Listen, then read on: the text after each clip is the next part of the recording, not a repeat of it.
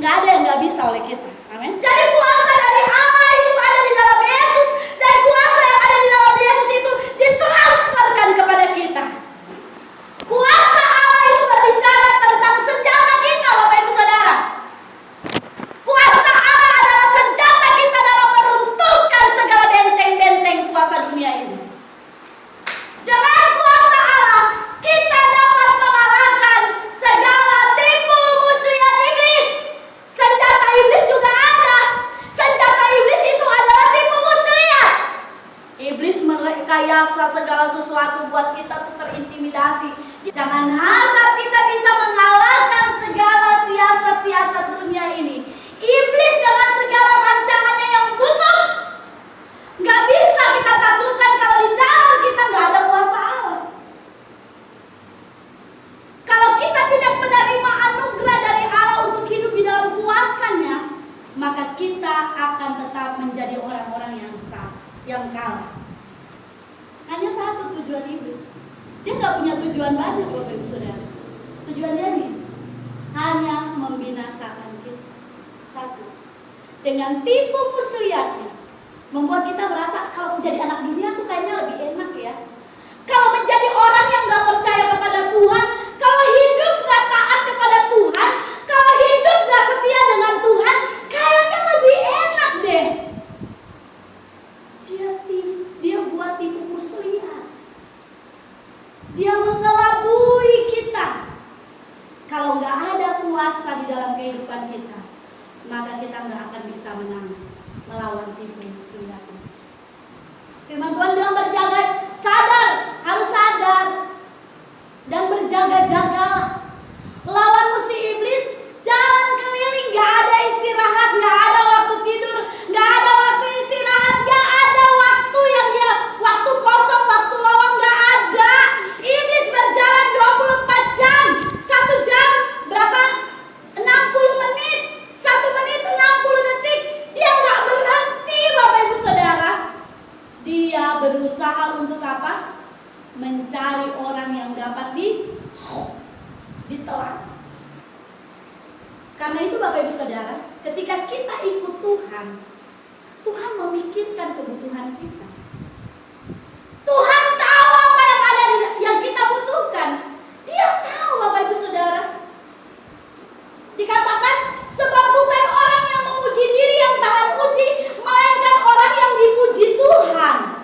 Kalau tujuan kita membangun seseorang, dengan kata-kata kita mungkin saja orang bisa, wah kalau ditegur rasanya nggak enak nih. Tapi kalau tujuan kita membangun orang itu nggak apa-apa, asal jangan menjatuhkan. Karena Tuhan nggak mau kita menjatuhkan orang lain. Allah menjadikan kita, memberikan kuasa kepada kita orang-orang percaya untuk saling membangun. Ini adalah cara di mana kita akan menjadi orang-orang yang berbahagia ketika kita bisa menolong orang lain. Ya, nggak harus dengan materi kok.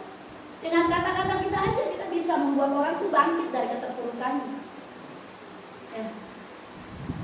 Dan kita boleh bermegah akan hal itu. Jangan menjatuhkan sesama kita orang beriman. Kita harus saling membangun satu dengan yang lain. Orang yang membangun adalah orang yang hidup dalam ketaatan iman. Ya. Kita punya satu hak istimewa dan tanggung jawab untuk membangun orang lain dalam ketaatan iman. Bagaimana kita membangun orang lain kalau kita sendiri nggak taat? Harus mulai dari diri kita. Kita jadi orang taat dulu, baru ngajarin orang lain jadi taat. Untuk bisa membangun harus ada kasih. Kasih itu seperti yang saya udah bilang, kasih itu nggak selamanya ngelus aja. Kayaknya dia bengkok jalan keras kepala hajar, ya kan? Itu kasih. Tapi kalau kita membiarkan aja, kita bilang kita kasih terus kita nonton dia, kita lihat udah miring jalannya, kita biarin, itu nggak ada kasih dalam diri kita. Dan orang yang bermegah di dalam Tuhan, yang mau berbahagia dalam hidupnya, dia harus punya kasih dalam hidup supaya dia bisa membangun orang lain. Kehidupan kita akan menjadi kehidupan yang lebih berarti. Kasih kita akan mewujudkan orang-orang yang benar-benar bisa bersama-sama dengan kita untuk menang mengalahkan dunia. Kita kita perlu menjadi berkat, membawa dampak. Jadi ketika kita punya kasih dalam membangun, dalam perkataan kita, tapi juga ada dalam tindakan. Dengan perkataan kita saja, karena ada kasih di dalam diri kita, hanya dengan perkataan kita saja orang dikuatkan, orang dibangun. Ada saat orang mau melihat tindakan kita, bukan hanya sekedar perkataan. Dan bagaimana supaya kita bisa melakukan hal ini? Kasih ini ada di dalam kita, kasih dalam perkataan, kasih dalam tindakan. Yang kita harus miliki adalah dengan pimpinan roh, tanpa orang ngomong dia butuh, kita akan tahu dia butuh. Dengan pimpinan roh, kita akan diberikan kepekaan untuk bisa mengerti kebutuhan orang lain. Tuhan memperhatikan kebutuhan kita, kita juga harus memperhatikan kebutuhan orang lain. Di dalam gereja harus terbentuk karakter Allah. Itu jangan ketika kita ada di gereja, kita hanya berusaha untuk mencari pujian untuk diri kita sendiri. Mimbar kita sebenarnya bukan hanya di dalam gereja, Bapak Ibu Saudara. Saudara, pelayanan di mimbar ya hanya dilihat oleh orang-orang percaya, ya kan? Tapi mimbar kita yang sesungguhnya itu adalah ketika kita di luar sana. Itu kita dilihat oleh semua orang. Kebencian itu adalah karakteristik dunia. Tapi kasih adalah karakter Allah yang berasal dari surga. Mengampuni adalah karakter Allah. Jadi ketika kita juga dikuasai oleh kebencian, sebenarnya kita bukan berasal dari surga. Tidak ada seorang pun di dalam dunia ini atau orang-orang percaya yang dapat hidup untuk diri sendiri, untuk menjalani kehidupan seperti yang dikehendaki oleh Tuhan Yesus. Kita membutuhkan komunitas sesama orang percaya. Dan untuk itu firman Allah berkata bahwa pada masa-masa terakhir jangan pernah jauhkan diri dari pertemuan-pertemuan ibadah. Kita membutuhkan penguatan dari dalam sebelum kita keluar. Jangan berharap kita bisa membangun di luar kalau dari dalam kita nggak ada dalam satu persekutuan dengan Tuhan.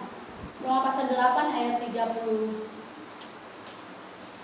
Roma pasal 8 ayat 35 sampai ayat 39. Krisis apapun yang terjadi dalam kehidupan Bapak Ibu Saudara tidak akan dapat memisahkan kita dari kasih Allah.